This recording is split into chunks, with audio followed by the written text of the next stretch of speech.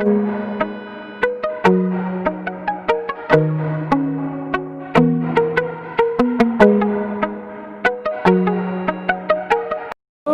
And students, তোমরা কেমন আছো? এসবি এডুকেশন অ্যান্ড কেরিয়ার চ্যানেলে আমি আবার একটা ভিডিও নিয়ে উপস্থিত হয়েছি।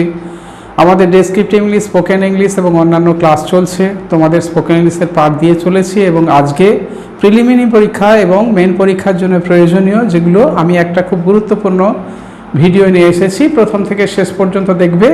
আমি ইডিয়াম, কিছু গুরুত্বপূর্ণ ইডিয়াম আজকে আলোচনা করব।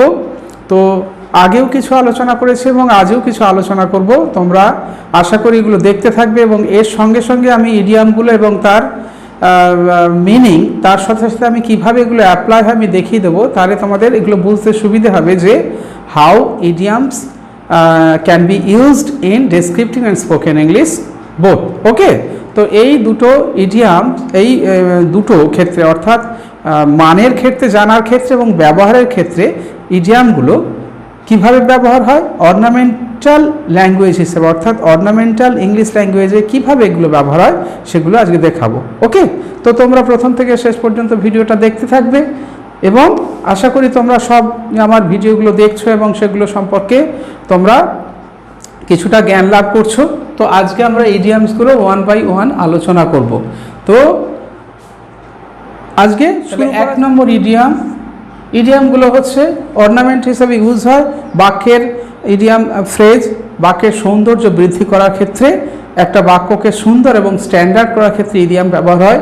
এগুলো বিভিন্ন পরীক্ষায় আসে, সিজিএল, এমটিএস, তোমার ব্যাংকিং ক্ষেত্রে এবং ডব্লিউবিসিএস, আইএএস সমস্ত পরীক্ষায় ইডিয়ামসগুলো আছে। তাছাড়াও ডেসক্রিপটিভ এবং স্পোকেন ইংলিশের জন্য ইডিয়ামগুলো খুবই গুরুত্বপূর্ণ সব সময়ের জন্য। সেই জন্য তোমরা এগুলো ভালো করে করতে থাকবে। এ মেয়ার্স নেস্ট আগেও আমি দিয়েছি। এ মেয়ার্স নেস্ট একটা ইডিয়াম, সেটার অর্থ কি? A false invention. A false invention, ঠিক আছে? তাহলে অর্থাৎ কোনো কিছু সম্পর্কে যদি একটা মিথ্যা, মানে ফলস ইনভেনশন হচ্ছে মিথ্যা আবিষ্কার, কিন্তু কোনো কিছু সম্পর্কে যদি একটা মিথ্যে রূপ হয়ে দাঁড়ায়, অর্থাৎ কোনো কিছুর ফল মিথ্যে হয় বা সেটা ঠিক হয় না, তখন আমরা বলতে পারি মেয়ার্স নেস্ট। ওকে, অর্থাৎ মিথ্যা কোনো করা, যদি আমরা কোনো কিছু সম্পর্কে দাবি করি সেটা যদি ফলস হয় তাহলে সেখানে মেয়ার্স নেস্ট করতে পারি। তাহলে আমরা লিখতে পারি হিজ স্টেটমেন্ট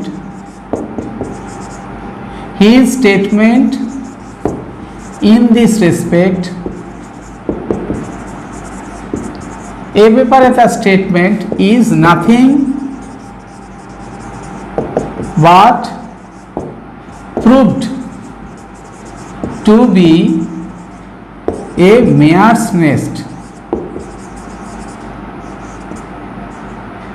তাহলে এ ব্যাপারে তার সে যে দাবি করেছে, হ্যাঁ, তার statement in this respect nothing but prove to be a mare's nest, এটা প্রমাণিত হলো যে এটা ঠিক না, ভুল। এই অর্থে এইভাবে এই ওয়ার্ডগুলোকে ইউজ করা যায়। ওকে, তা 2 নম্বর কি? 2 নম্বর হচ্ছে ব্যাকচ্যাট। ব্যাকচ্যাট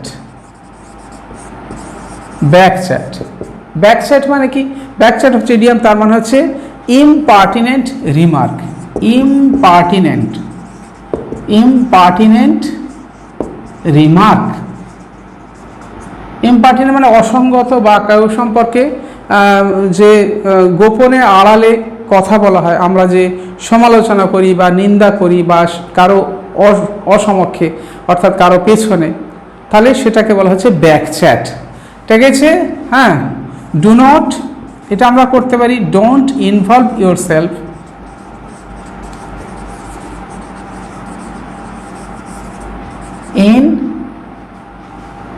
in a gossip or backchat। ঠিক আছে, আমরা বলতে পারি ডু নট, এখানে মেয়ার্স নেস্ট, এ ব্যাকচ্যাট। এই ইডিয়ামগুলো এইভাবে, এবং এই বাক্য তৈরি করা ডেসক্রিপটিভ শেষে শিখে এগুলো নিজেদের মতো ব্যবহার করতে হবে। তো এইটা আমি লিখে দিচ্ছি, মানে এইটাই লিখতে হবে এমন কিছু ব্যাপার নয়, নিজের মতো করে তোমরা ব্যবহার করবে, knowing the correct meaning of the idiom and phrase. Okay, তাহলে ব্যাকচ্যাট কি impertinent remark, don't involve yourself, নিজেকে যুক্ত করো না in a gossip or backchat. হ্যাঁ, গসিপ মানে আড্ডাজনিত কথাবার্তা বা এবং ব্যাকচ্যাট বা কারো সমালোচনা বা ইম্পার্টিনেন্ট কারো সম্পর্কে অসংযুক্ত মন্তব্য করা। তাহলে এইভাবে করলে তোমরা নিশ্চয়ই তুলে নিয়েছো, মিনিংগুলো বুঝে তোমাদের মতো ব্যবহার করবে এই বাক্যগুলো। এইগুলো বিভিন্ন পরীক্ষায় আসে, বিভিন্ন পরীক্ষায় শূন্যস্থান এবং বিভিন্ন পরীক্ষায় মিনিং দিয়ে তার 4খানা মিনিং সম্ভাব্য অ্যান্সার দেওয়া থাকে, সেগুলো তোমাদের উত্তর দিতে হয়। এমটিএস, সিজিএল, সিটিএস এবং আইএএস, ডব্লিউসিএস বিভিন্ন পরীক্ষা এগুলো ব্যাংকিংয়ের আসে। তাহলে 3 number bear in mind. Bear in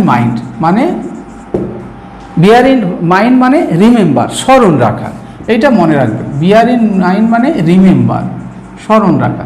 তাহলে এটা রিমেম্বারের জায়গায় আমরা যদি কোনো বাক্যে রিমেম্বার ব্যবহার করি, তার জায়গায় যদি we should beer in mind এটা যদি করি, তাহলে ভারত উই শুড বা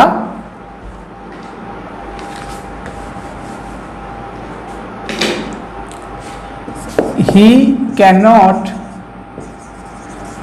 bear in mind his daily lessons।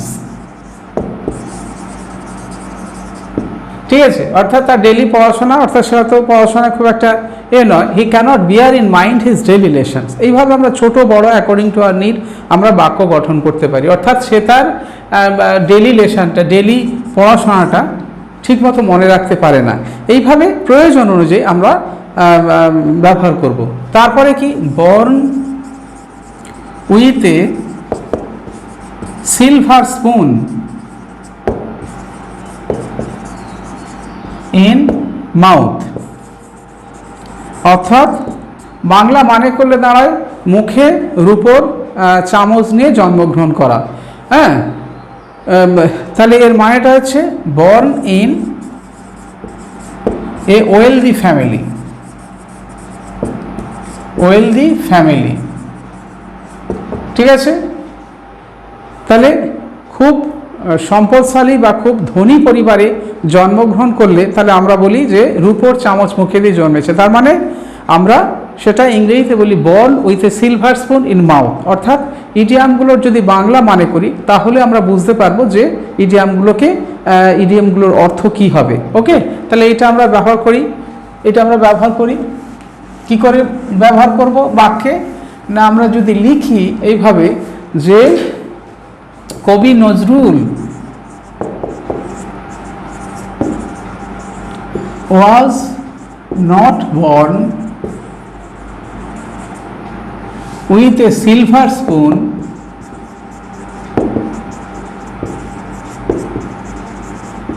in his mouth। তার মানে আমি এখানে বোঝালাম যে কবি নজরুল ওয়াজ নট বর্ন, কবি নজরুল জন্মেছিলেন না with a silver spoon in his mouth.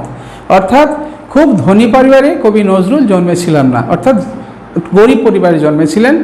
হ্যাঁ, was not born in a wealthy family. তাহলে এইভাবে আমরা এই with a silver spoon in mouth এই যে ইডিয়ামটাকে ব্যবহার করতে পারবো। ওকে, আচ্ছা, এইভাবে পরপরগুলো ইডিয়ামগুলো আমরা ব্যবহার করা, মিনিংটা জানবো এবং সেগুলোকে ব্যবহার করব। কিপিং, তারপরে হচ্ছে keeping up appearance. Keeping up appearance তার মানে হচ্ছে, তাহলে কিপিং আপ অ্যাপিয়ারেন্স মানে maintaining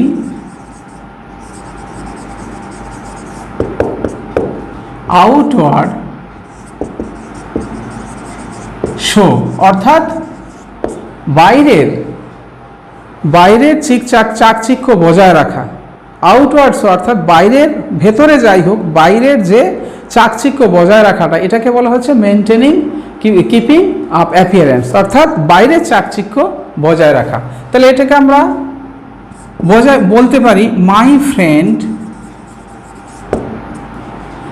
friend always tries to keep up appearance EAR appearance in public, অর্থাৎ জনসমক্ষে আমার বন্ধু সবসময় চাকচিক্য বজায় রাখতে চায়, বা অ্যাপিয়ারেন্সটা অর্থাৎ ভেতরে যাই থাক না কেন বাইরের দেখে তাকে যেন ভদ্র, নম্র এবং কাম অফ অ্যারিস্টোক্রেটিক ফ্যামিলি এইটা মনে হয়, অর্থাৎ সে হচ্ছে কিপ আপ অ্যাপিয়ারেন্স। এইভাবে আমরা কিপিং আপ অ্যাপিয়ারেন্সটা, এখানে যেহেতু কিপিং আপ এখানে টু আছে, কিপ আপ অ্যাপিয়ারেন্স হবে, ওকে, এইভাবে আমরা ব্যবহার করব। ওকে, তো এইভাবে বাক্যগুলো ইডিয়ামগুলো বাক্যেতে এইভাবে ব্যবহার করে বাক্যগুলোকে এনরিচড করা যায় according to our need, according to need of sentence, according to need of standard sentence. এইবারে 6 নম্বর কি হবে না, two cut my teeth on, two cut my teeth on. কিছু কিছু ইডিয়াম আছে যেগুলো মনে রাখা যেতে পারে, আবার কিছু কিছু ইডিয়াম মনে রাখতে পারা যায় না। তাহলে এটা কি, টিপ মানে টু গেন, মনে রাখা যায় না, একটু কঠিন, টু গেন এক্সপিরিয়েন্স, অর্থাৎ টু কাট বাই টিথ মানে হচ্ছে টু গেন এক্সপিরিয়েন্স, মানে অভিজ্ঞতা অর্জন করা।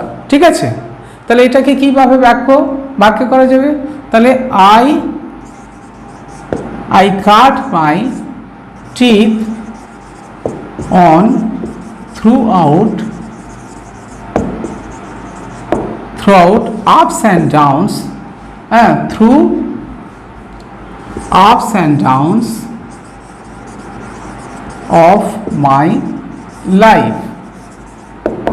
ঠিক আছে, তাহলে I cut my teeth on through ups and downs of my life, জীবনে উত্থান পতনের মাধ্যমে I have cut, বা যদি আমি এখানে পারফেক্ট করি I have cut, আমি অভিজ্ঞতা অর্জন করেছি, হ্যাঁ, বা I have been cutting করা যায়, I have cut, আমি অর্জন করেছি। এইভাবে পারফেক্ট টেন্সটা আমার প্রয়োজন অনুযায়ী এবং বাক্যের বর্ণনা অনুযায়ী আমি টেন্সটা ইউজ করতে পারবো।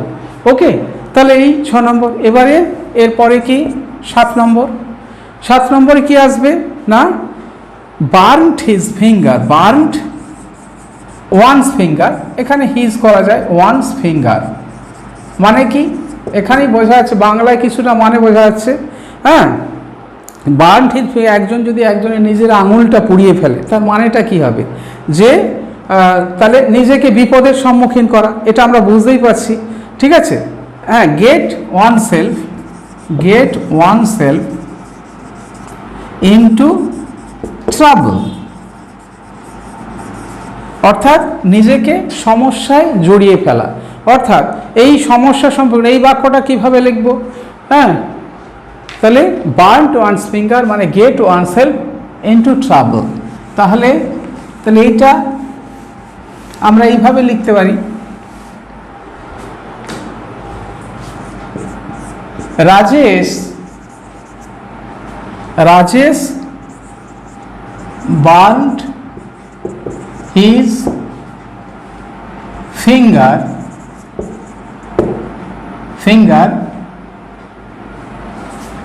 unnecessarily